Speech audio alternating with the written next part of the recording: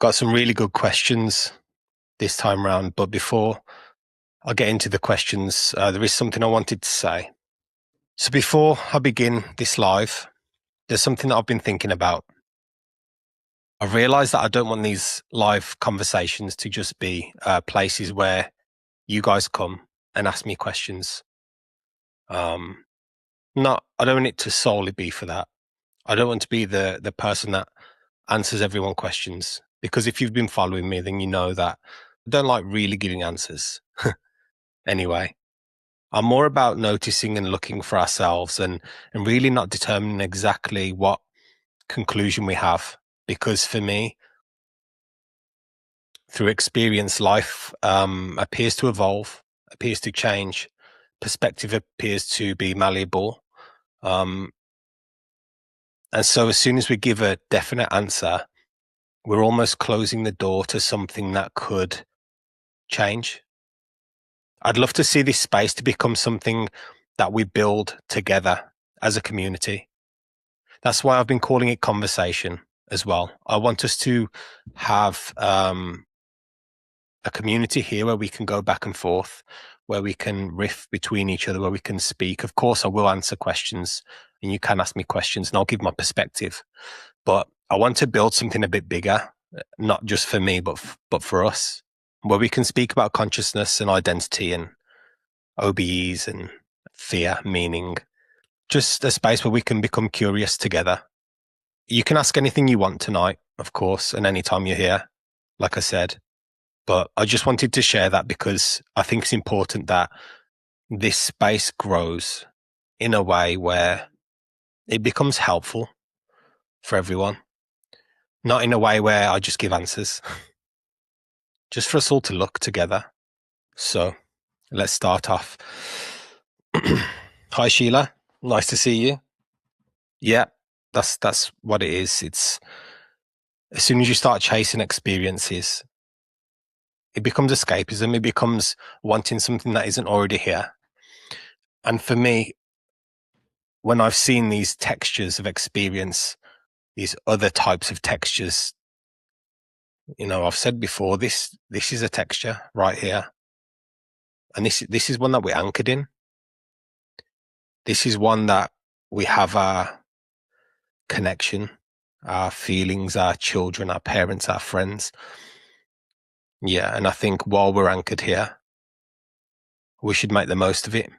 Because if infinity really is infinite, why are we in such a rush to go somewhere else? Okay, so this question comes from Florian, who is a member of the Patreon. He always thinks very deeply and asks very deep questions, which I'm very grateful for. And this is an important one. He said, so you speak from your direct experience and others from theirs. There is no base reality, I think you said. Can you rule out that your experiences are of this nature because you have the belief that there is no base reality? I don't see a base reality. There's so many people, especially in the out of body community, that say that there is a place that we are from, a place called home, a place that's bigger, better, and it's where we go in between reincarnations or experiences or lives. I don't see that. I'm not dismissing or denying the fact that there could be an experience that feels eternal, that feels closest to home. However, because of my experiences and because of the fact that I have seen directly that there is no separation between life.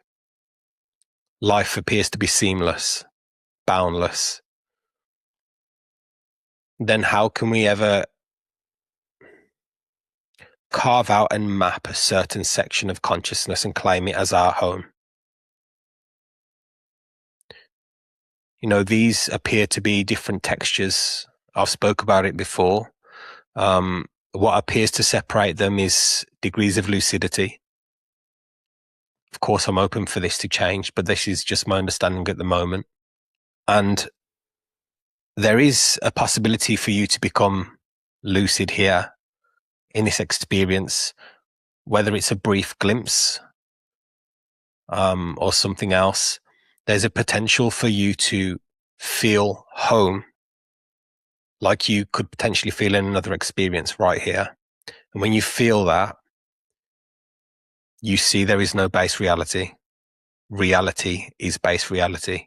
Reality in all of its forms, all of its textures, all of its different degrees of lucidity. It's all our home. We are home. You are home. So Florian has done a follow-up question to that question. In case you say no, in case I say that this isn't base reality, people have shared experiences of a common reality. How do the shared experiences of a common reality come into existence? Okay, so I think what you're saying is, how is existence created? That's a huge question. And it's not one that I can give a certainty on. It's not one I can give a definitive answer on. But what I will say for that is, look at how a dream is formed. You know, you can have a dream and you can be immersed within that dream, and you can identify with that single character within that dream. And there could be so many different people within that dream that have all of their own perspectives, and it could be considered a shared dream. I'm not saying that this is a dream. I'm not saying that there is just you and everyone else is your dream. I can't give you a concrete answer because there is, like I said earlier, there seems to be no seams, no edges, no start, no end. So I'm not really sure if it did start. I'm not sure if it does end. You know, when you look at life here and you see life and death and emergence and appearances and happenings, and there appears to be a start and an end, but when you zoom out, it's just an ongoing, it's like a spiral. That's why, you know, in certain cultures, they tie a lot of consciousness talks into the mathematics, geometry, and geometric shapes and geometric patterns. Everything appears to just be a swirling movement, a cyclical movement. So is there really ever a birth and a death? Is there really ever a start and an end? I'm not so sure. Weird mom secret stuff. Nice to see you. People describing near-death experiences, meeting with past loved ones and other distinct figures. Out of curiosity, how does that fit with your conception of patterns? That's a big question. I can't say for sure if past loved ones and meeting of certain personalities is real. And I can't also say if it's false. I can't dismiss it.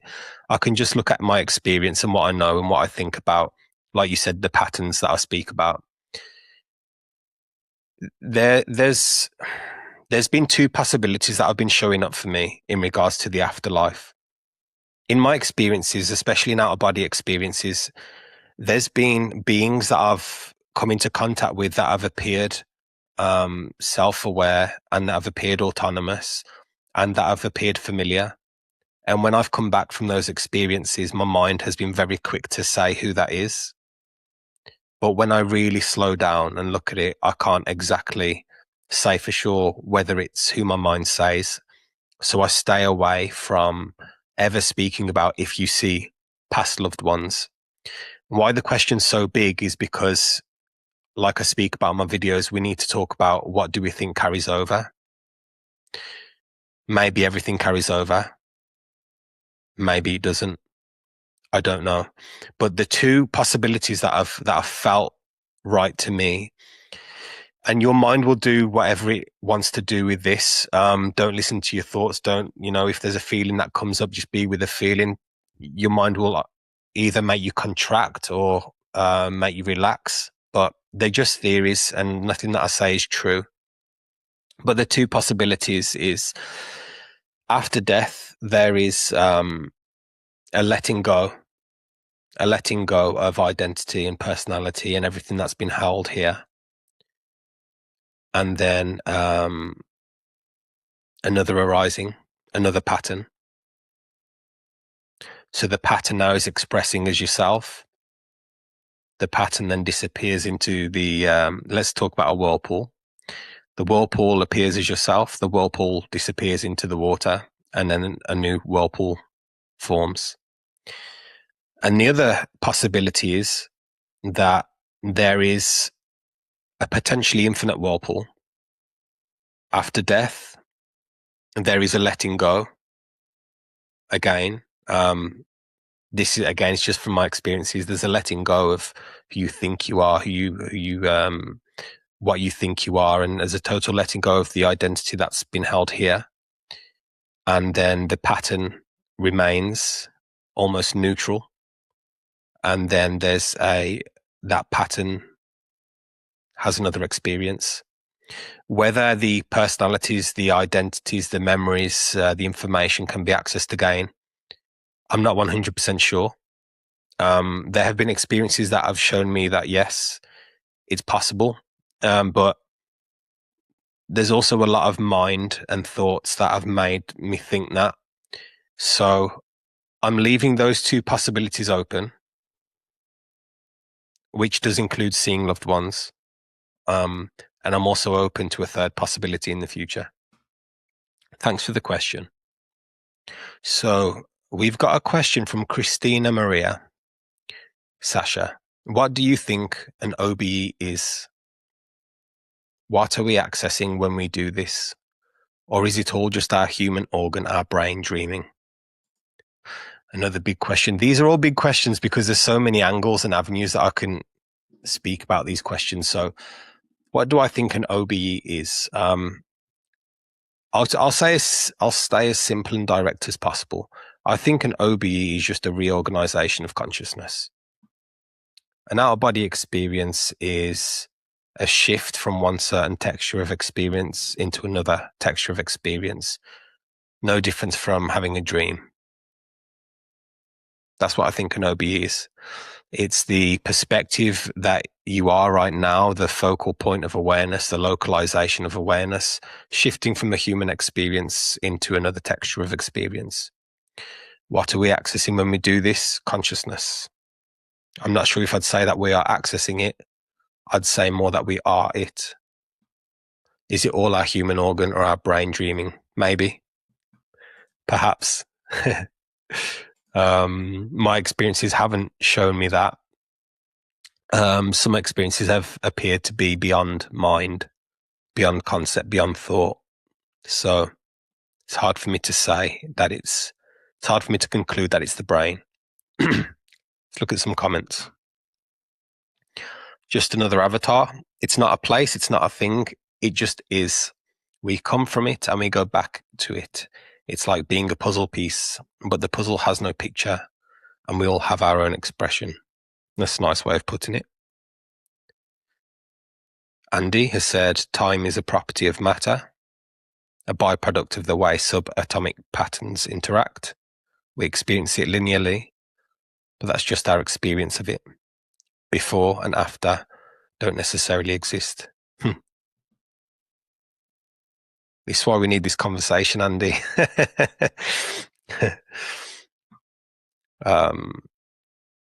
Just another avatar has said, can I ask Sasha? I feel like people ask these questions because they want the experience they're going through to be validated by other people rather than just validating themselves. Maybe. That could be one of the reasons. Maybe it's just general curiosity. Maybe it's escapism. Maybe it's relief.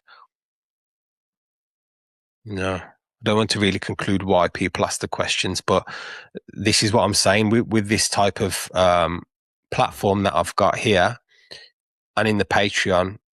This is why I want to open this space for conversations like this, not just for Q&As, but to bounce back, to riff back and forth, and to really talk about these big questions and these human questions, and have just an endless, safe, warm, welcoming space where we can explore together without hierarchy, without anyone needing to know anything, just, oh, that's interesting. Oh, yeah, that could work. This feels right for me right now, but I'm open to it, for it to change.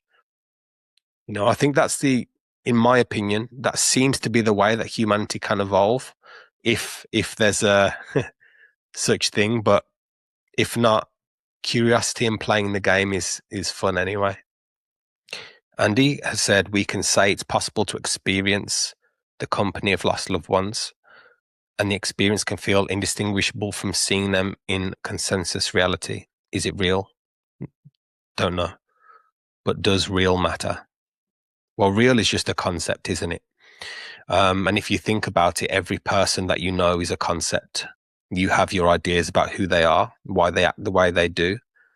Your mind tells you exactly why someone is the way they are. You know everything about them. But yet, if you were to truly sit and ask the questions that you assume you think you know about them, you might be surprised. You might find out you don't actually know them at all. So, yeah, we are living in a conceptual reality. Most of us are. In my opinion, I'm seeing it everywhere. I've seen it in myself. Even a person is a concept. So when we say, do we see loved ones again? There's an assumption about what you are.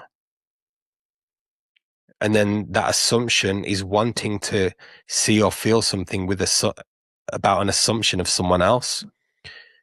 There's so much involved in it. It's really easy to use human language, and say, I miss this person, I want to see them. But do we really know what it means? Do we really know what we're saying?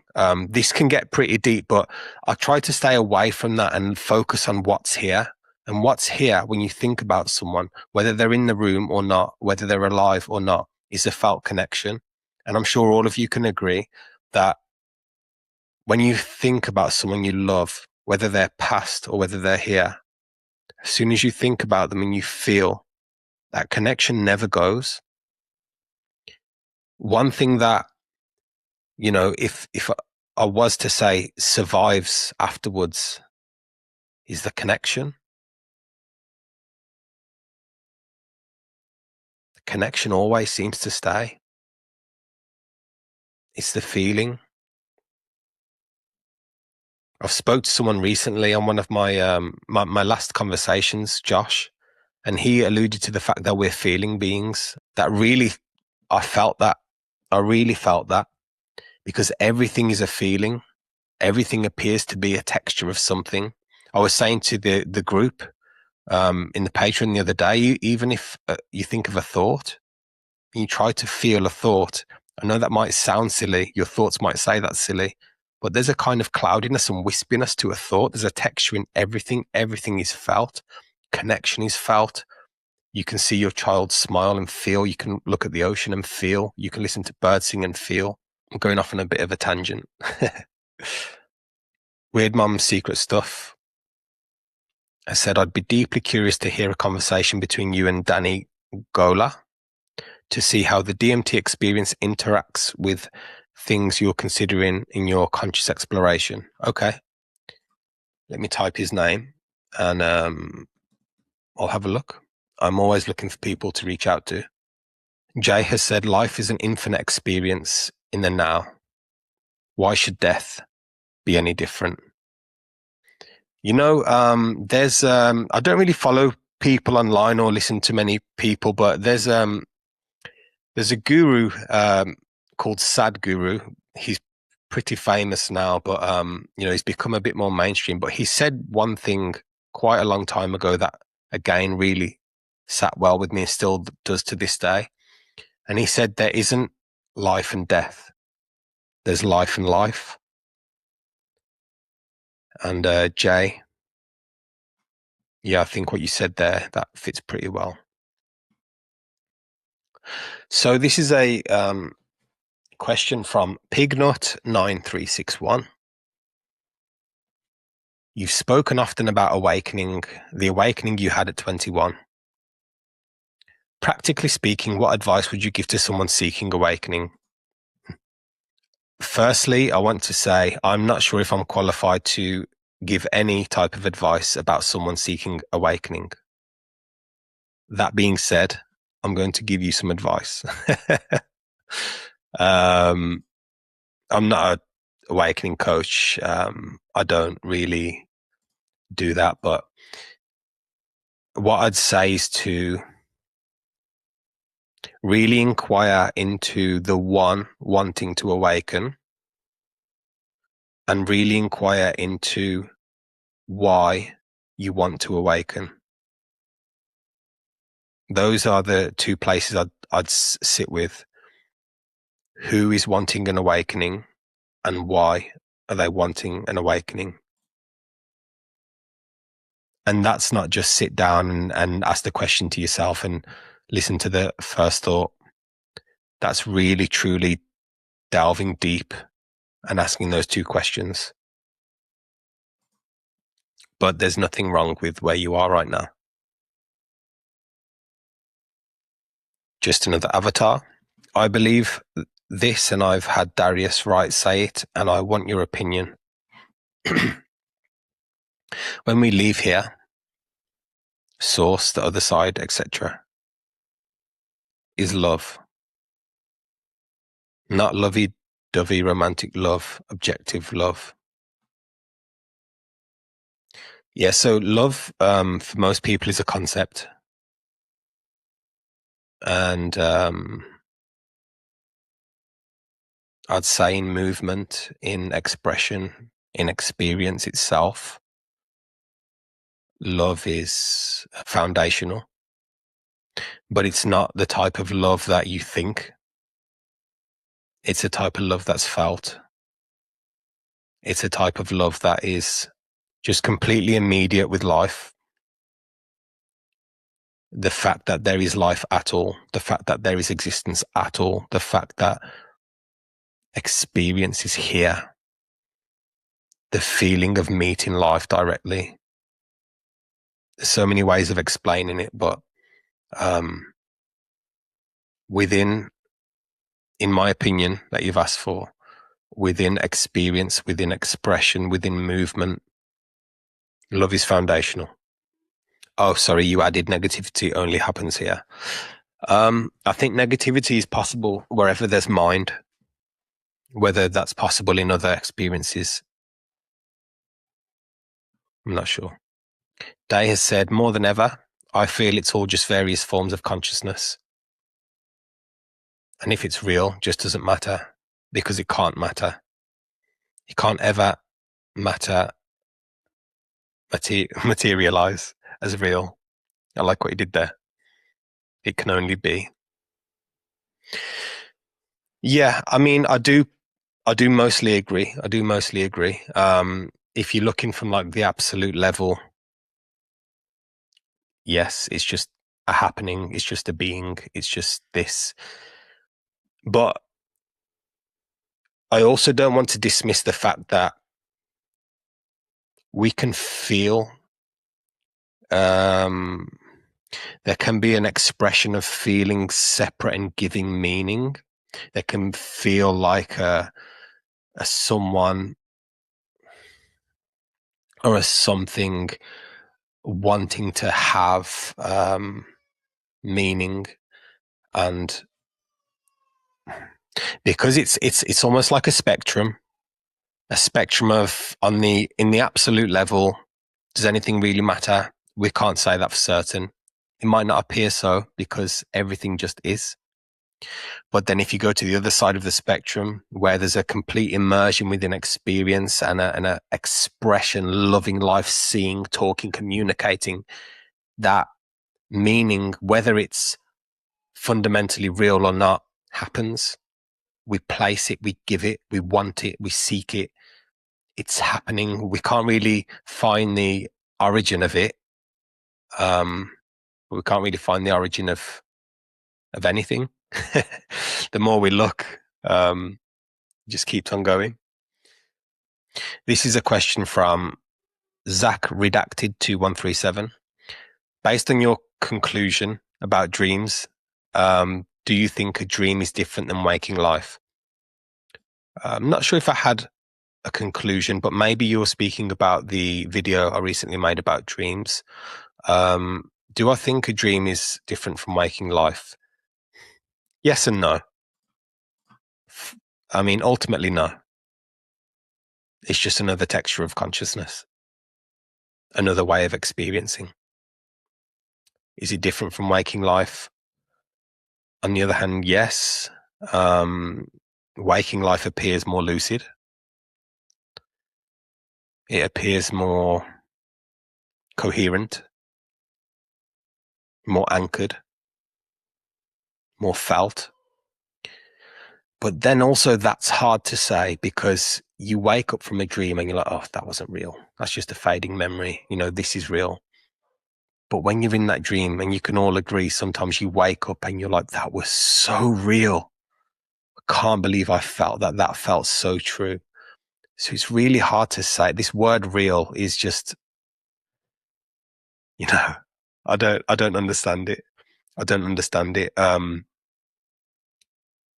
But it appears as though it's not as lucid as this experience. That's probably the best way I can say it. Weird Mom Secret stuff. I really appreciate the care you take with these conversations. Your energy is steady, open, and non-judgmental. Thanks. You're welcome. I appreciate that comment. Glory Hole, nice to see you. If everything is always now, and experience is completely subjective, what other than just being present in this moment matters? And can presence not also include the thoughts, emotions, etc.? Does presence include the thoughts, emotions, etc.? I'll ask you. You're present right now. Are they included? So it appears as though, yes, thoughts, emotions, etc. are included in presence. But onto your bigger question. What really matters other than just being? Again, it's similar to what I said today. On the absolute level, if you're looking at it from, let's say, God's perspective or source perspective or infinite perspective, I can't say that anything matters. Existence is just happening. But again, what matters to you? What actually matters? For me, my child matters. My life matters. Does it ultimately matter? No. But am I experiencing it mattering? Yes. I think we're very quick to decide one or another. I think we're very quick to conclude absolute or immersion. But I think both can exist. I think both can exist. There can be in existence on the absolute level the fact that nothing matters, and still you wake up every day and this matters. And I don't think we need to conclude why that appears to be both. I think we can just enjoy it. Sarah P411 has asked the question, if we are all an infinite part of consciousness, of God, why, myself included, are we searching so hard to find out who we are? Astral projection spontaneously has shown me that 30 years ago. Yet for 25 years now, all I think about when I meditate or sleep is trying to do that again. Yeah, that resonates. It really overcomes my meditation to leave my body, and for what? I've done it several times, have been outside my body, been to the edge of earth with a being, and still, what else? I think what I've found is curiosity appears to be a really fundamental part of consciousness. And if I'm honest, there's people who say, and myself included, I've said in the past, there's this ultimate knowing, there can be an experience of this knowing everything. And you can almost say God knows everything, Source knows everything. But again, another paradox is I'm starting to think God knows nothing. And if you know nothing, wouldn't you keep looking? Wouldn't you keep searching? I don't know why we search. There seems to be this pull towards truth, towards knowing. And I think it's natural. I think it's a part of a foundational expression of consciousness.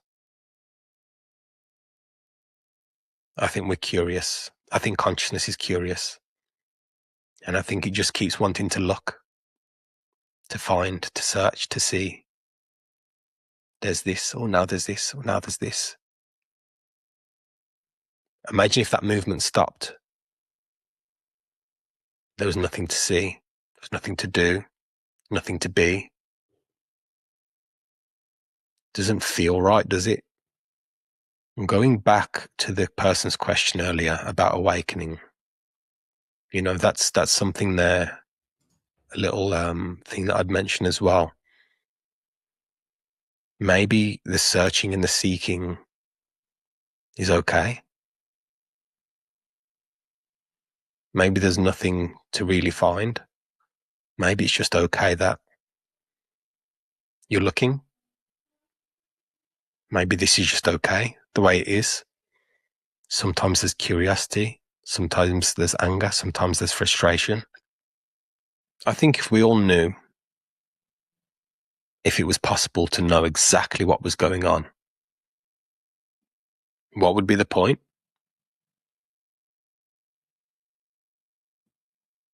Isn't it fun just to keep looking, to keep finding? Just another avatar says, why is it that when you step outside of that love I asked about, even for a moment, coming back into it feels like a loss? Am I making sense? Or what could be a reason? Yeah, you're making sense. The best way I could answer that is probably with a question. Who is the one that's losing? And what exactly are you losing? Is there just an experience of stepping outside and an experience of stepping back in? Does there have to be a loss? Is there just a feeling that arises? What's saying that any feeling that arises is anything? Day, even though experience can't be established itself as real, we can accept it as real and immerse ourselves in living. That's the beauty of living in existence. So I accept it as real beyond understanding. Yeah, I think that's a pretty healthy way to look at it. We don't even know what the word real means. we just make up these words and then put some kind of assumption or interpretation on the word, and we don't even know what it means. And then this feeling arises if something breaks that assumption or cracks at that assumption, and then we label that feeling as bad, or it's just life happening the way it's happening. Like there's so much that's just we're causing so much of this friction and resistance. And life still just carries on. It still just does what it does. It's still happily and lovingly expressing. But we're just so quick to label things and say they're good and say they're bad and say this has happened and that's happened. And, there's nothing wrong with that. But also understanding that that's part of the human experience, that can help you relax a bit as well. It's okay to feel frustrated. It's okay not to know. It's okay to be taken by thoughts for an hour and then come out. And instead of being like, oh my God, I wish I was more present. No, you were present. Your attention was just in thought. And now it's not. Now it's here. Next it'll be there. Then it'll be here. Then it'll be there. All of it's okay. There's this feeling of something isn't right that's constantly niggling, that's constantly there. This needs to be a certain way. I need to get there. I need to know this. And that really is what we all need to look at. Because what's so wrong right now, what is wrong? I'll ask all of you, what's wrong right now? Not in your thoughts. Don't go to your thoughts to think about it. What is wrong here now? Is anything ever truly wrong? Jay, gotta love the absence of the absolutes. Curiosity is the foundation of movement. Yeah, it feels that way. Definitely feels that way. Day, we search to experience all things, and that is God. Yeah, yeah. I can see where you're coming from. There's just a looking. There's just a looking everywhere. What's over here? What's over there? What's next? I suppose you can call that God. Andy, here's one for you. Could real simply mean, are there consequences? Yeah, I like that. Yeah, language is a tough one, isn't it? There's so much attachment to language.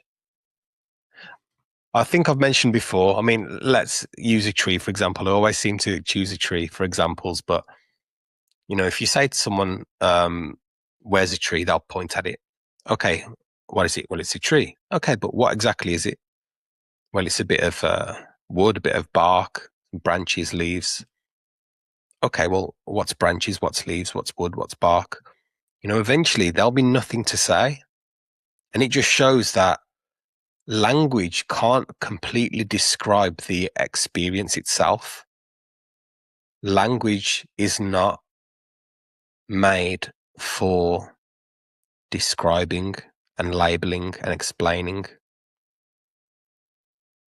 You know, it's a way that we communicate in this experience, but to describe what something is, it feels impossible to me. This thing's just, the more I'm looking and living and being here and just, you know, I do still explore consciousness in other ways, and it's just getting a bit weirder. It's getting weirder and more, and not in a bad way or a good way. It's just getting weirder, harder to speak about. I'm losing language for it all, you know, and then I'm starting to see that language is actually putting a stop to the exploration. And again, it's what I've spoke about before. As soon as you claim something to be true, claim something to be an answer or a conclusion, it stops. And there's never space for it to grow, never space for a perspective to change or shift. Sheila's from the Patreon, and she left a really good comment yesterday. She said, in regard to altered states of consciousness, of conscious exploration, be it dreams, psychedelics, or OBEs, do you think that the explorer or the awareness is a neutrality as opposed to a self-identity? Is it of benefit to accept duality in my human experience, but be aware of non-duality in these different layers of consciousness? Okay. Would I say that the explorer or the awareness or this focal point, this localization, is neutrality? In my opinion, in my current understanding, yes. The focal point of awareness, the localization, is just a neutral perspective. That's how I currently feel about it. But then I think it gets interesting. You've said, is it of benefit to accept duality in my human experience, but be aware of non-duality in these different layers of consciousness? Okay. I'd ask you why you think every other texture of consciousness is non-dual. and this one isn't. And you know me, Sheila, you know I don't sit in the non-dual community, but I'm asking, if every layer of consciousness that you're talking about is a layer of consciousness, why would the human experience be different? Do I think you need to be aware of non-duality? No. Do I think it's a benefit to accept duality? No. I'd ask you to look and question these things for yourself. Is it really duality that we're experiencing? There feels like a me, there feels like a you. We've got different names, different identities. But then you zoom out, look from a bird's eye view. There's a tree, there's a rabbit, there's a bird, there are humans, plants, creatures. Isn't that all just consciousness? Isn't that all just experience and expression? What muddies that up is when that bird's eye view gets localized and it's like, there's me and there's you. I'm not giving you an answer there. I'm asking you to think about this and look. Is this really duality? Can there be an experience of duality? Of course. It's day to day. Most people feel separate from experience. That could be partly why there's such a search, because they feel like they're missing something. They feel like they're disconnected from experience. But are you really? Glory hole. Part of the fun here is being able to experience all the different perspectives and even using them intentionally, not taking anything too seriously, but at the same time participating. I appreciate you. I appreciate you too. And it is fun. It is fun. Sometimes we take this stuff way too seriously. I agree. Kids don't take things very seriously, do they? They have their moments, they have their tantrums, they have their emotions, but they just meet in life directly in those moments. That's why they're so extra. They're really feeling that feeling. They're really with that feeling. They're not suppressing it by thought. But when they're not in those feelings, they are totally not serious. They're just having fun. They're just playing. I think a lot of humans, a lot of adults have lost that, lost the fun, lost the laughter, lost the humor. Guys, I love the fact that there's conversation going on in the chat.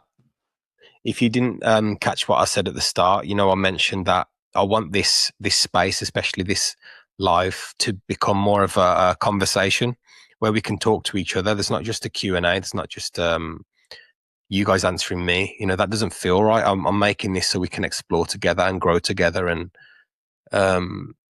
just be human beings talking about consciousness and anything that comes up for us. Because this is so early on for me, I am preparing questions just to get this started and to get these conversations going so we can at least have a bit of time and get comfortable with them together and grow this space. But I'm hoping that the more and more I do this, these questions will become less asked prior and we can just have a conversation just like we do within the Patreon. It won't be obviously with cameras on, but an audio, but it can be another version and not as intimate space as the Patreon, but still kind of another version of it. That's kind of what I want. I want to build this so humans can just have fun and explore together. I don't know all the answers. No one does. So let's just have fun trying to riff back and forth and speak about this stuff because it's interesting. I'm curious. Sheila has asked another question. I have often experienced familiarity in my psychedelic journeys. The process is like remembering a forgotten experience, but they are outside of humane and in different layers of consciousness. I have no friction with them, only healthy curiosity. Have you experienced similar, and what are your thoughts? So like I said, there's been familiarity for me. There's been textures of experience that have felt so familiar when Sasha, me, appears to not remember ever experiencing a similar kind of texture yet. There's almost like this knowing that I have experienced, or that texture has been experienced before. Not only that, as I mentioned earlier, I have had it with beings where there's just this familiarity. I don't know their name. I don't know anything about them, but there's this just felt connection that I know them. And again, when I come back, it's like my mind's quick to say, "Oh, that must be that person," or "This is that," or "Oh, someone spoke about a map, and that sounds similar, so that must be that location." My mind does all of that, but I just drop all of that pretty quick, and I just seem to stay with the fact that there was experience then. It felt familiar. My perspective shifted. My form shifted. My personality may have shifted. Sometimes I'm not even a form. I've been in familiar textures before where I'm not a form. I'm just a moving perspective, just awareness moving. So it's hard, really. It's really hard to say what's going on and what that is. But again, I try not to conclude it because I don't know. I don't know what's going on there, but it's interesting. I think, we were talking earlier about the possibilities of after death, the possibility that there could be almost a dissolving into the absolute, and then a new expression emerges. And then the possibility that there's potentially a dissolving into the absolute, but the pattern appears to continue. It's hard to say the same pattern, because what makes it the same? If everything's gone, if the experience, that single experience, is gone, then what makes that pattern the same? Is it just, again, I mention it a lot. I'm going to keep mentioning it. And, I shout out to Andy, part of the Patreon, who said to me before, I used to always say wave in an ocean, but Andy mentioned whirlpool. It fits so well, the whirlpool analogy, because a whirlpool is able to stay in one spot. It has its unique form, its unique shape, and it can disappear. It can just become part of the ocean again, and then it can reappear. Same shape. Again, what makes it the same? Does it ever die? Is it really ever born? Yet it's still here. It's still expressing. So, find it fascinating. That's all the questions that I had prepared. I don't think I'll keep this on too much longer. I just wanted to say that there is a shift in my channel. I am reaching out to scientists. I'm reaching out to explorers. There are some exciting guests that they're booked in, but I don't want to say anything just yet. Hopefully something emerges from that. If not, that's okay. I'm going to keep reaching out to people. I want to really bring perspectives from everywhere, from people who have claimed to had awakenings, from people who are in the scientific community and academics, from explorers, and from ordinary human beings who may think that they've got nothing to offer, but they have. You have. All of you have something to offer. You might think that you are not articulate, or you've got nothing to say, or you haven't had an experience. But if you look back at your life, you have a wealth of experience. Your hardships, your moments of excitement, happiness, grief, loss, questioning, stability, instability. All of these conversations are human. All of these conversations, I don't want to say help, but just make everyone feel that bit more connected, that bit more like they're not on their own.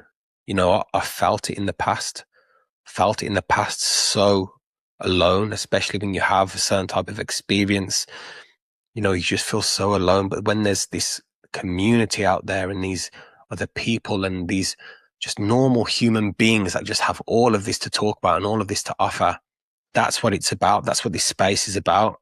So for anyone who wants a conversation, of course, I have to check through my schedule, but for anyone that wants a conversation, reach out to me.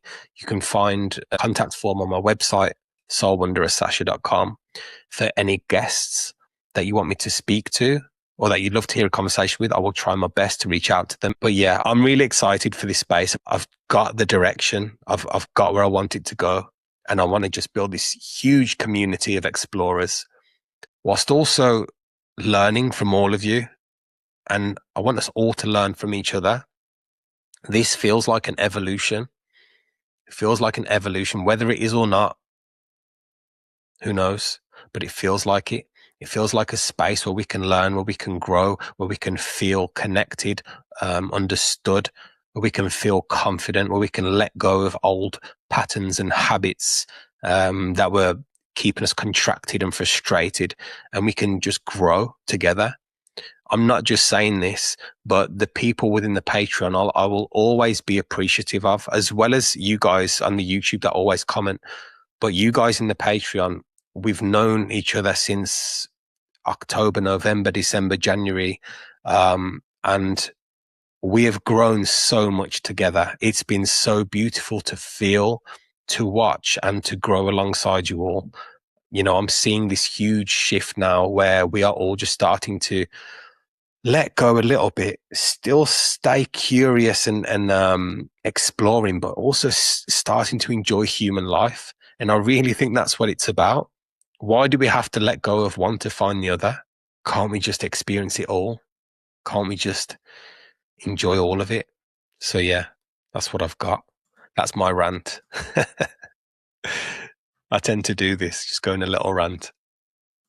When it comes out, it just comes out. I can't stop it. So yeah. But yeah, if there's anything you guys, you know, if there's any conversations you want to have, this goes out to all of you, anyone watching, please reach out to me. I'm going to end this one here. It's been a pleasure to speak with you all. It's been a pleasure to see all of you again. And yeah, I'll catch up with you soon. Love to you all.